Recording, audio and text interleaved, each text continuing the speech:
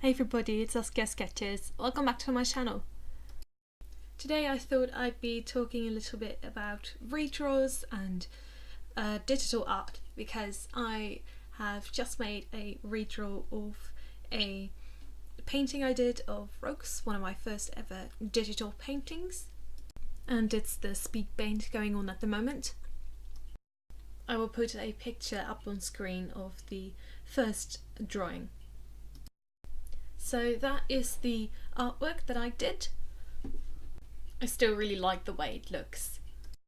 So like I said, it's a picture of my character Rogues, and this one is too. Rogues, for those of you who don't know, is a blue talking water fox. And is one of the elemental animals and the characters that I used for my book.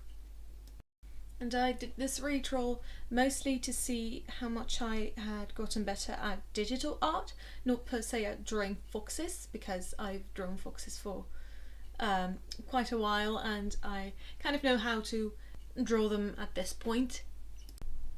So I did this drawing because I wanted to see how much I had improved at not only digital art but also at making my drawings look like fake anime screenshots. Because I really like doing that, and I think it worked out quite well.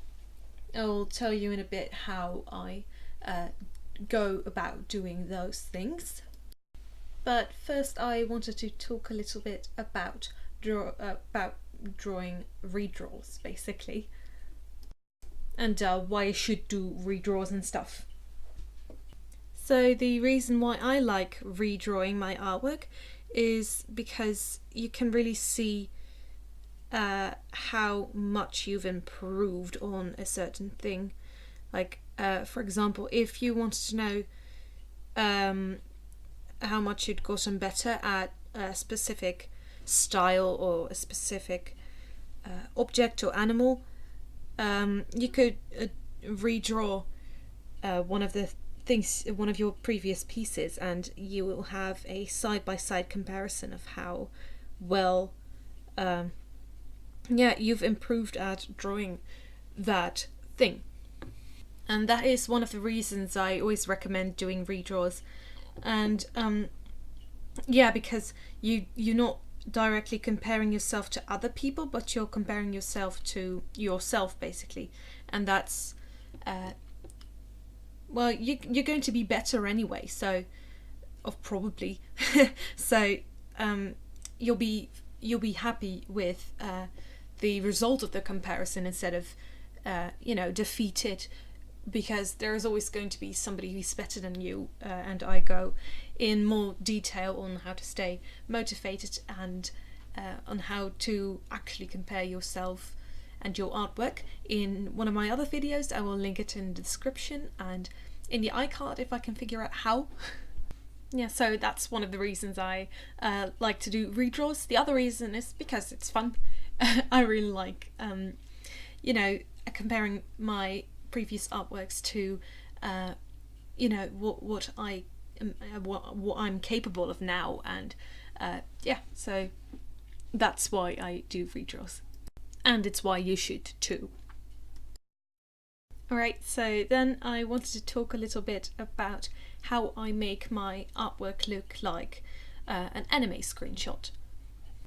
And because that was one of the main reasons I wanted to get into digital art, to make fake anime screenshots. It is actually quite simple. I learned all of these things from YOUMANGA here on YouTube, and I will link his channel and the video I talk about specifically in the description down below, so I highly recommend if you want to check it out for a more detailed description of what I am going to explain here. His video is like an hour long, so that's a really handy tutorial if you're really looking on how to do it step by step. Alright, so now let's get into these steps. As you've seen, I started off with a sketch, and I always divide the sketch up into two different sketch layers, basically, and you can do those on the same layer really. It's just if you just have to think in layers in order for it to really work. So you first sketch out the main elements and add no detail at all, and then you go sketch in the detail only after you've gotten the main proportions and everything right. And I do recommend you sketch in an anime style for it to look more like a screenshot. That always helps. As you might have noticed in the first picture that I drew, I added too much detail, too much fur detail, and in anime you usually don't see that.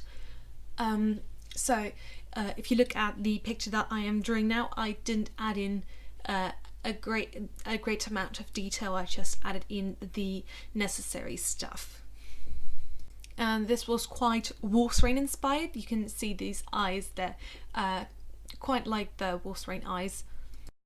And also the ears were a little bit inspired, like also like the way I drew the fur, I also mainly got from them.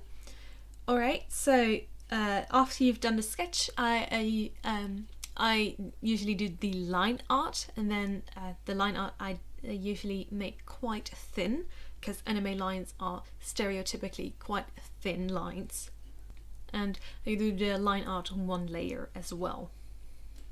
Then I add in another layer and I do all the flat colouring on one layer. That's a very important thing, do the flat colouring on one layer.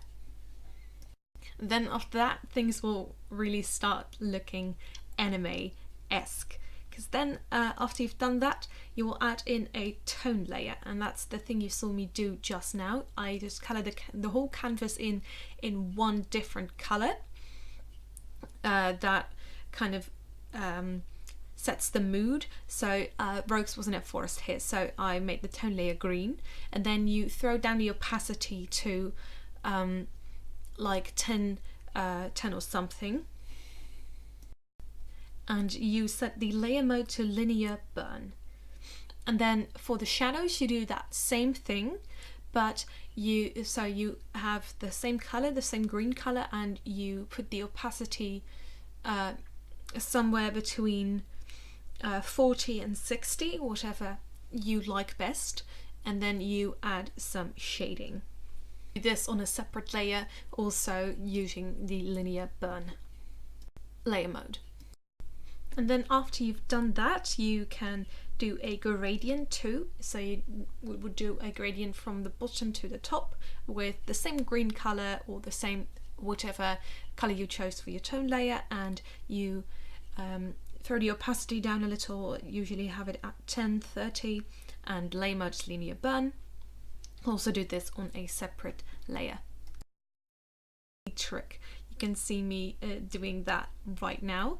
So you save your image as a JPEG, and you then open a different file, and you paste the image, and you then duplicate it, and then you add in a Gaussian blur on the opacity, lower the opacity to 50 or something, and then you go to layer mode and you use lighten, and then it'll look like a real anime screen cap, even though it's fake. I could have played around a little bit more with the settings, but here is the finished piece. Overall, I'm really happy with how it turned out. Sorry this video was a little bit all over the place, but I don't have much time this week, but I still wanted to put something out, so here you go. And it's not the best thing I've ever done, but hey, it's nearly 10 minutes long and I still managed to get it done. So thank you all so much for watching, and until next time, I will see you all next Friday. Please remember to click like and subscribe and all of that. Comment if you want to ask me a question or just want to know, let me know what you thought of the video. Again, thank you so much for watching. I'll see you next Friday, and have a great week. Keep on sketching.